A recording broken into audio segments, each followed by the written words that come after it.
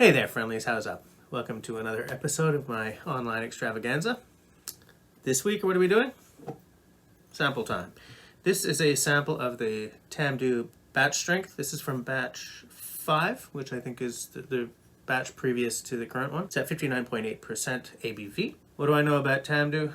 Not a lot. It's a Speyside distillery. It's been around since 1897-ish. It closed in 2010. Then in 2012, Ian McLeod Distilleries, I believe, reopened it, and it's been going rather strong ever since. They're still using the same casking and distillation process as when they started in 1897, apparently, and they mature in Oloroso sherry casks.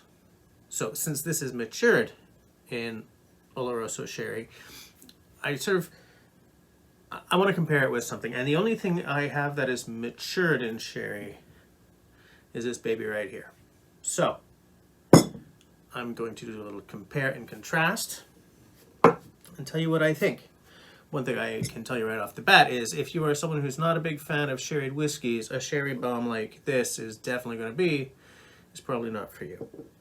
And I say that as someone who historically has not loved the sherried whiskeys, but have come around on them massively in the past year or so. So let's pour a couple of drams. I will maintain the Tamdhu and the Arran separation. I have a little water here, and I'm not going to be watering them down or anything because I'm not going to be giving grades. It's just to cleanse my palate between drams. There's a lovely Arran sherry cask. I'm going to put it right there like that. And over here. Wow. John, your strength is legendary. There we go.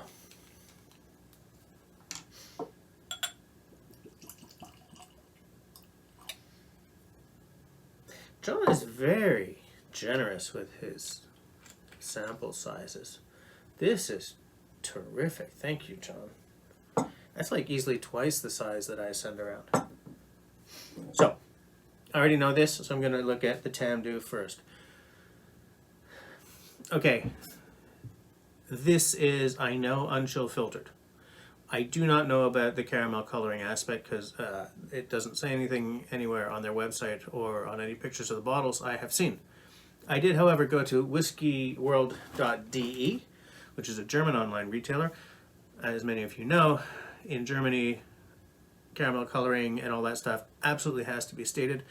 And they don't have the cask strength, but the 12-year-old is apparently uncolored, natural coloring. So, logically, this would be as well. I do want to say to all you distillers out there who do not know or care who I am, come on, man, give us the information on the bottle. Because you may not care who I am, but you know what? Ralphie's out there, and Roy from Aquavita are out there, and they care as well. Help us out here, guys. Tell us on the bottle. So if this is natural coloring, it's just beautiful. It's obviously sherried. It's got a darker amber than something that's just bourbon cask. I'm looking to see for tears, or what some people call legs. I'm not seeing much. This glass is very scratched. I hope that's not showing up on camera. Gotta get some new Glencairns. As it looks terrific, I'm going to give it a little sniffy poo. Now, at 59.8%, I'm not going to go diving in. As you guys know, I like to be a little ginger about it when it's a cask strength offering.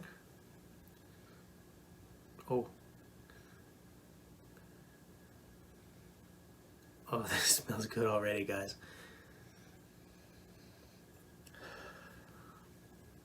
That smells so good. When I was just started doing the wafting thing, I got this heavy, wet brown sugar note. You know, almost a molasses thing happening. Descending into vanilla. I'm not getting a big butterscotch note, but cherries? Something that's a dark fruit. Maybe plum.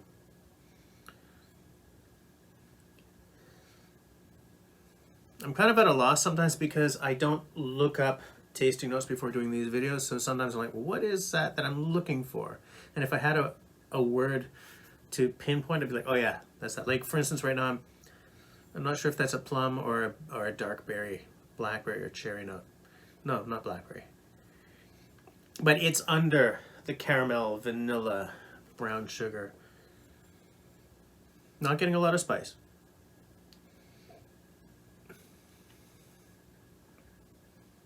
I really want to taste this. Let's do the palate thing.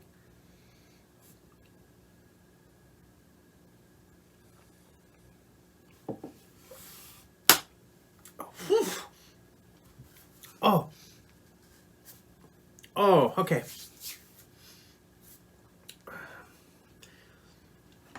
It's hot in a baked goods sense. That brown sugar and caramel thing is like, I'm getting a real cakey element. But now there's spice. Like it hit my tongue. I was like, oh yeah, I am cask strength. You know. It's got a warmth to it. It's a warm hug, but it's a spicy warm hug. It's kind of a baking spice. Now I'm getting a bit more spice on the nose, but not a lot. The spice happens much more on the palate than up the schnoz.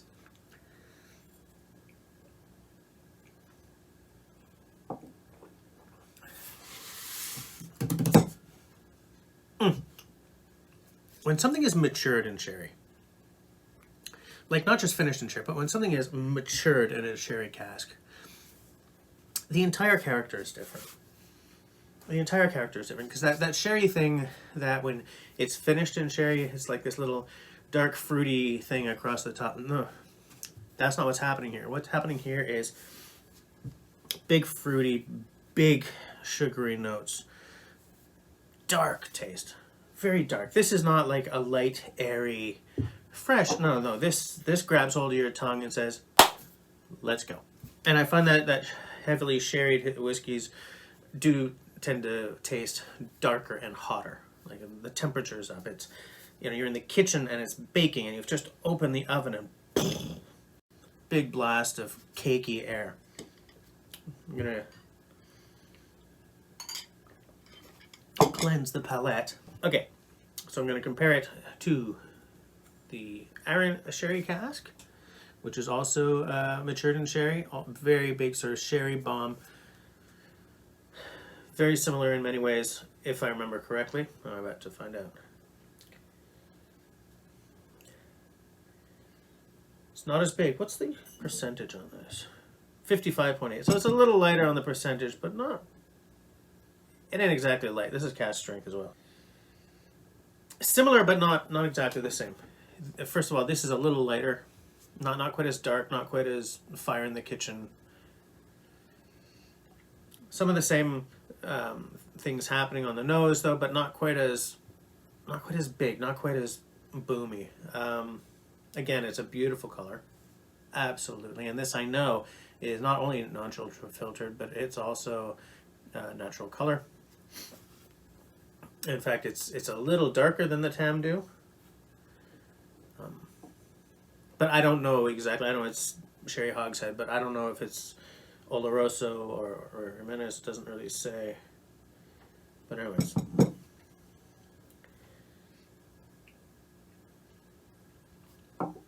Very different. They're very different.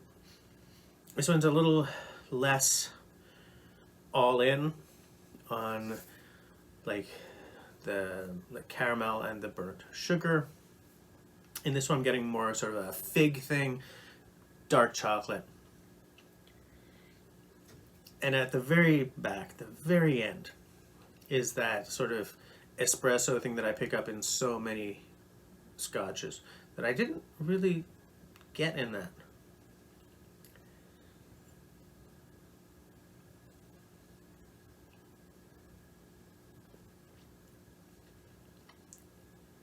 Still just a lovely, lovely dram, but not quite as strident as the Tamdhu. In fact, This one might make you work a little less for it. It doesn't jump on you as much as the Tamdhu, which is interesting.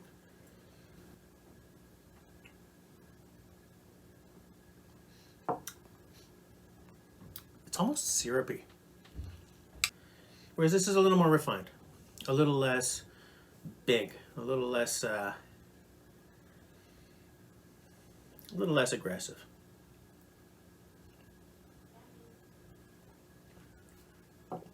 Maybe a little less viscous on this side as well. The thing is, I couldn't tell you which of these I prefer. I think they're both terrific. This one, okay. This one really, really did get me over my sherried whiskey aversion. This one would not have, because when I did not like sherried whiskeys, the cloying sweetness was what put me off. And this is definitely closer to that element in my mind than this. But I want a bottle of this. So that's all she wrote. Thanks for hanging out with me on this little sampling session. I don't know what that means. Again, thank you to John over at the Whisky Neighbour. He doesn't need any introduction from me, but he's a good YouTube friend, and he's got a terrific channel. John, you are going to cost me some money, though, because the shipping on these from Alberta is crazy. But I think it's going to be worth it. So, as I always say, if you like what I'm doing, then please, please, please do the following 3 things. 1, comment down below. What's your favorite sherry bomb? 2, share this video. That helps me more than you could possibly imagine. And 3, leave me a smiley thumb.